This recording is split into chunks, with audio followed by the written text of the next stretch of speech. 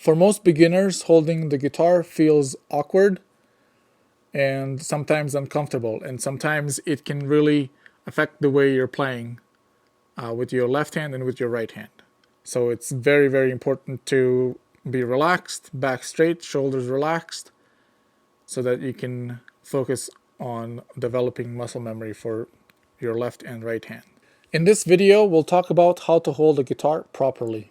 Hello, my name is Sanel, and I've been teaching guitar for over 12 years. Let's get into proper sitting position. I'll share a few slides here of photos of me, and I'll talk to you about different things you need to kind of look out for. So let's do that. An armless chair is very, very important without the armrests, so that your left hand and your right hand can be free and you don't have to squish yourself in to try and play the instrument and practice. So back straight as much as possible is important.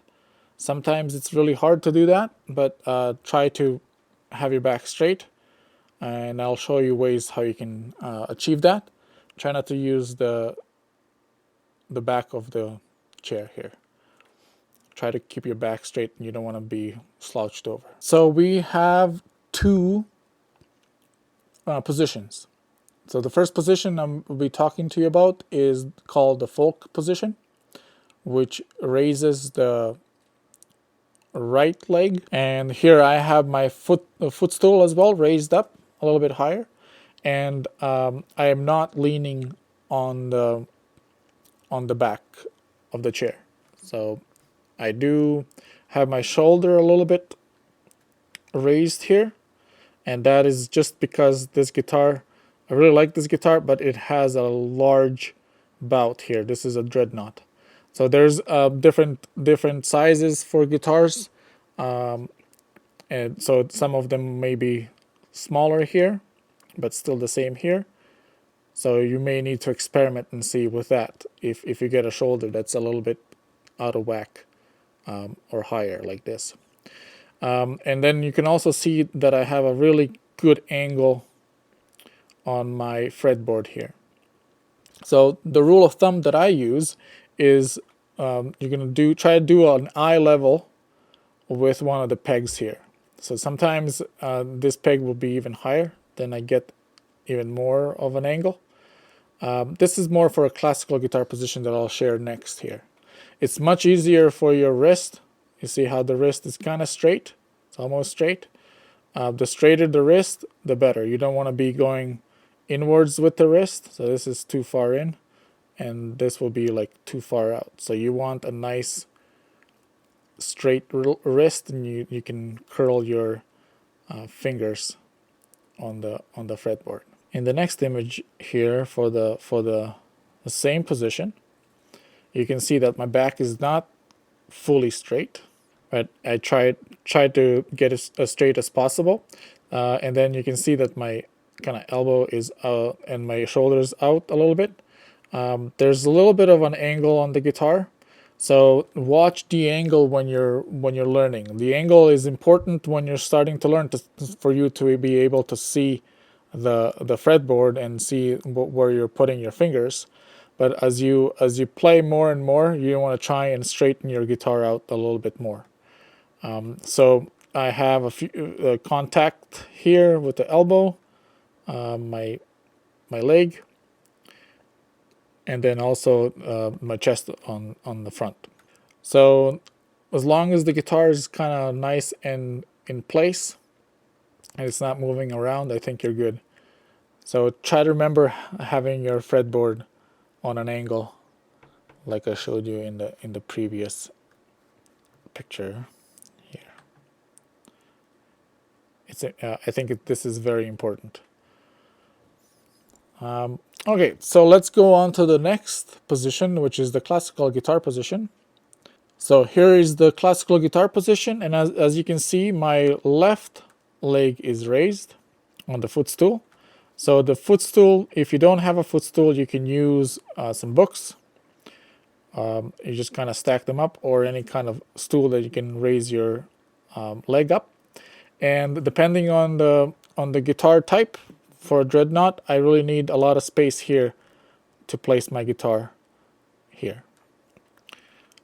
And as you can see, now my shoulders are very, very, I guess, as relaxed and as straight as possible. And as you can see now as well, my fretboard is even higher, or where the tuning pegs, the eye level for the tuning pegs. So it's really easy for me to do anything on the guitar.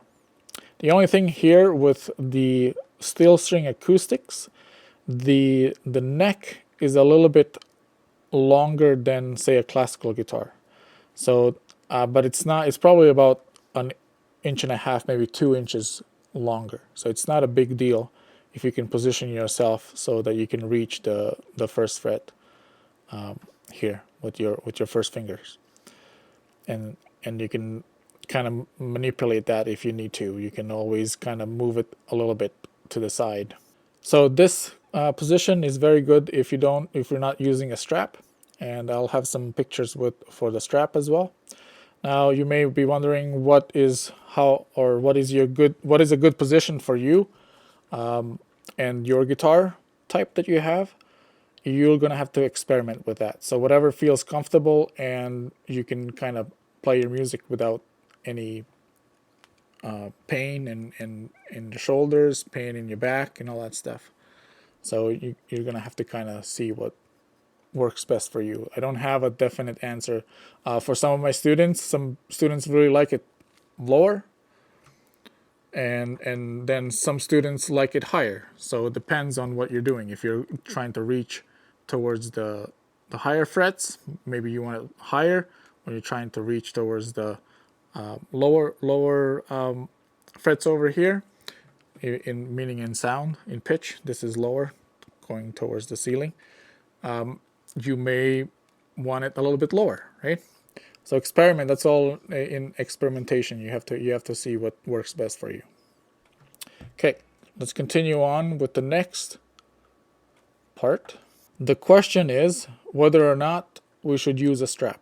So the best way I can the best way I can explain when you should use a strap, or if you want to use a strap instead of a footstool or anything else to raise your leg, is to stand up with the guitar. So here it is like this. So you stand up with the guitar, and then you just let the guitar hang, and you can see my shoulders are nice and straight, and my eye level is pretty good too. I like it like this. You can go a little bit lower, or if you want to angle this so that you're kind of this way a little bit with the fretboard.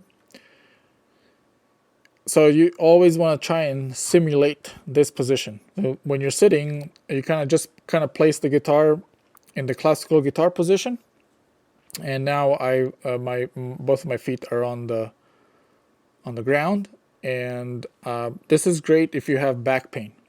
So now the strap is holding the guitar. I don't have to use my leg to hold the guitar up this way. So the strap is doing all of the work, and then you just kind of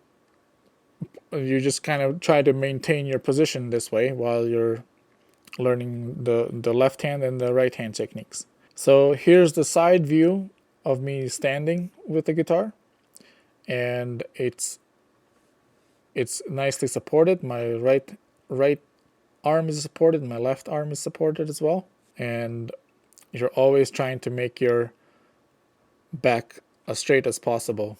This reduces shoulder and arm tension, and it helps improve it helps improve your posture and everything, so you can go and practice longer, right? So you don't have to stop your practicing if something is hurting. All right, let's talk about the left hand position a little bit. I'm here in the classical guitar position. So the thumb should be behind the neck, and I will switch to the other camera so you can see how high my thumb is. See how high my thumb is. So I would try and get away from using your wrist this way as you play. Try to keep it neutral this way, and try to keep your thumb behind the fretboard. It's about where the second finger is, in between the one and first finger and second finger this way. So as you play and as you do your chord shapes and things like that, the only thing that's kind of moving, if you're doing like a G, you'll just rotate this way, you see, and if you're doing like a D, you stay in the position. Try not to go like this. So it's always neutral this way. So the most important part is the wrist, and the thumb kind of tells you whether or not your wrist is going up or your wrist is going too far down out this way. So you want to be in the neutral position here. For the right hand, it depends on what you're doing. So if you're strumming, just contact the bout here with the forearm, and then also try to make your shoulders nice and relaxed. So let me know in the comments below if you're using a strap for holding the guitar, and or if you're using a footstool, and which one you prefer and why. Let's briefly talk about the common mistakes that may come up for you that you want to keep an eye on. So here's one mistake that I'm doing. You can see that I left the strap on, but it's way too loose, and I don't have any support for my right leg, and the guitar is kind of way below my eye level where the pegs are, and you can see my shoulders are coming on an angle here. So try not to do this. So here's another one, kind of the guitar is way too low, and I'm kind of hunched over trying to, I don't know what I'm doing here. Trying to play. And the next one here, the neck is way too flat and I'm slouched over. You can see my raised right shoulder, and the left is bent down towards the floor. And try not to play like this. And also guitar is way angled for playing, for my left hand especially. So how do you know if the guitar is too big for you? Well, you're just whatever comes to you, and you're trying to learn guitar and you're trying to do your practice, and just feels very uncomfortable, and you actually feel pain in your shoulders or your arm, that's a telltale sign you need a smaller guitar or a better way of holding it. So sometimes, like a dreadnought that I have, for my size, it's pretty good. I like it. But if I was a little bit smaller, it would be really big for me, and it would be really hard to play that. That's it for us for this video on how to hold a guitar.